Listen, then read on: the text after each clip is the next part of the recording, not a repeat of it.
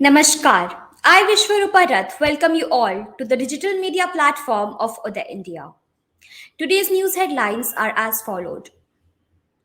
A Kashmiri Pandit was shot dead by terrorists at an apple orchard in Shopian district today. His brother was injured in the firing, police said. This comes about 3 months after the killing of Kashmiri Pandit at a government office in Burgam, which sparked widespread protest by the community. Since then, over 5,000 Kashmiri Pandit employees are not attending their duties, fearing targeted attacks. They are demanding relocation to Jammu till the time situation in the valley improves. The victim of the terrorist attack has been identified as Sunil Kumar. His brother Pintu Kumar was injured in the incident. A bus fell into a gorge in Pahalgam area of Jammu and Kashmir on Tuesday, leaving 7 Indo-Tibetan border police personnel dead and 32 others returning from Amarnath Yatra duty injured. The bus fell into a gorge between Chandanwadi and Pahalgam. 7 ITBP personnel died on the spot. Several others sustained grievous injuries. Around 32 IPBP and 2 policemen were also injured in the accident. A border security force helicopter has been pressed to airlift the casualties. 31 MLAs, including Deputy Chief Minister Tejaswi Prasad Yadav's brother Tej Pratap Yadav, were sworn in as part of Bihar's new cabinet under Chief Minister Nitish Kumar. As anticipated, a lion's share of the ministerial berths has gone to the RJD, which is the single largest party in the state. Ahead of the cabinet expansion, JDU MLA Leshi Singh on Tuesday confirmed that she will be getting a post in the new cabinet. 2 legislators from the Congress, one from Jitin Ram Manjhi's Hindustan Awam Morcha, and the lone independent MLA Sumit Kumar Singh also took oath as cabinet ministers. Nitish Kumar retained most of the ministers from his party, including Vijay Kumar Chaudhary, Bijendra Yadav, Shravan Kumar, Ashok Chaudhary, Leshi Singh, Sanjay Jha, Madan Sahni, Sheila Kumari, Muhammad Zama Khan, Jayant Raj, and Sunil Kumar. From RJD, Tejasvi Yadav's brother Tej Pratap Yadav, Samir Kumar Mahaseth, Chandrasekhar, Kumar Savarjit, Lalit Yadav, Surendra Prasad Yadav, and Ramanand Yadav, Jitendra Kumar Rai, Anita Devi, and Sudhakar Singh, Muhammad Israel Mansoori, and Alok Mehta took oath. Congress legislators Afaq Alam and Murari Lal Gautam were inducted into the cabinet as ministers, while Hindustani Awam Morcha's Santosh Suman was also sworn in. Prime Minister Narendra Modi, newly sworn in President Draupadi Murmu, and Vice President Jagdeep Dhankar paid tributes to late former Prime Minister Atal Bihari Vajpayee on his death anniversary today. Along with PM Modi and former President Ramnath Kovind, Lok Sabha Speaker Om Birla, Amit Shah, Rajnath Singh, and BJP National President JP Nadda also paid floral tributes to the late former Prime Minister on his death anniversary. As scheduled, Yuan Wang 5, a tracking and satellite support vessel, reached Habantota port in Sri Lanka despite India's objection to putting the ship in Lankan waters. The Indian government had earlier raised security concerns based on input. The Yuan Wang 5 was to assist Chinese spy satellites over the Indian Ocean from August to September. Similar concerns were raised by US government which delayed the Yuan Wang 5 arrival at Hambantota port on 11th August. However, Sri Lankan government had provided permission illegally as Chinese government has termed security concern as baseless.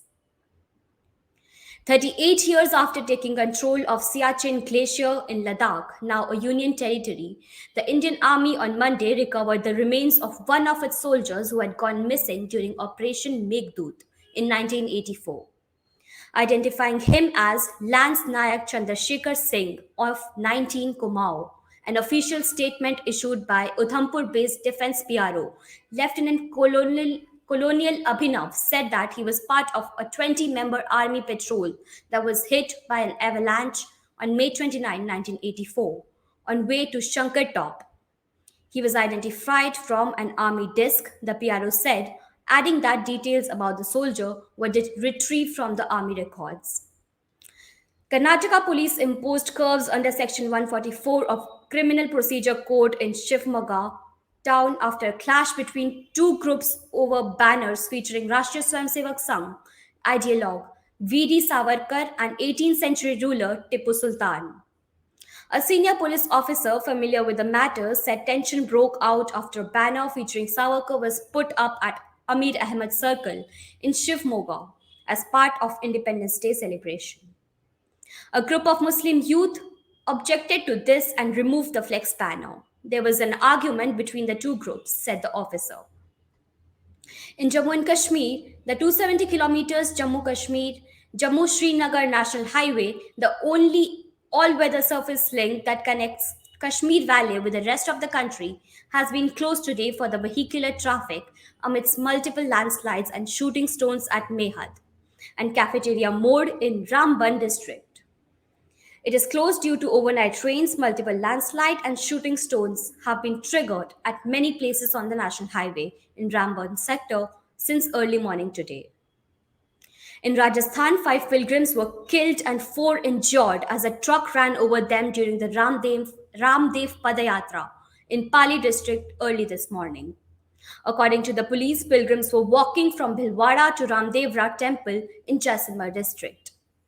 The accident took place when they were crossing the road to get some food in Rohat police station area.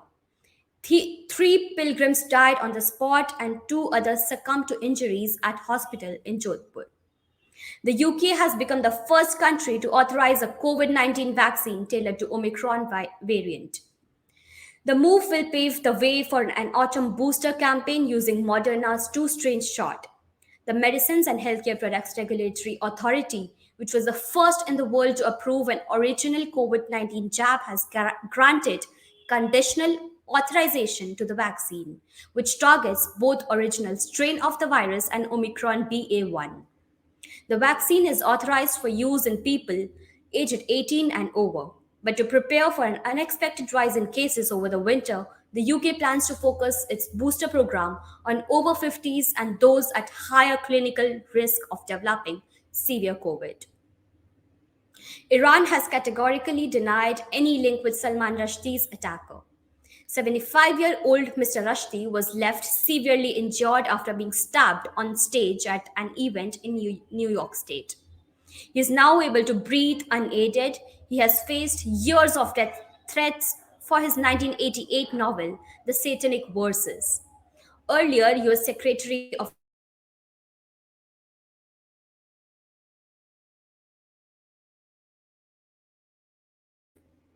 As news emerged of Friday's attack, eyes turned to Tehran, where the fatwa calling for the writer's assassination was first issued more than 3 decades ago. But on Monday, Iran's foreign ministry spokesperson Nasser Kanani, giving the country's first official reaction, said Tehran categorically denied any link, adding no one has the right to accuse the Islamic Republic of Iran. However, he said freedom of speech did not justify Mr. Rushdie insulting